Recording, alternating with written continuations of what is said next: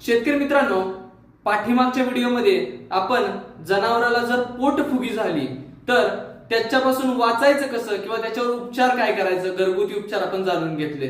परंतु ही पोटफुगी होऊ नये म्हणून पण काहीतरी करावं लागेल शेतकरी मित्रांनो. तर त्याच्यामध्ये काय आहे बघा, जनावरांना संतुलित आहार देणं गरजेचं आहे, ज्यामध्ये फक्त हिरवा चारा जास्त व्हावा, सुका चारा जास्त व्हावा अशा गोष्टी न घडता संतुलित चारा देणं गरजेचं आहे. मग त्यात एकदल धान्य असेल किंवा द्विदल धान्यापैकी काही असेल तर ते.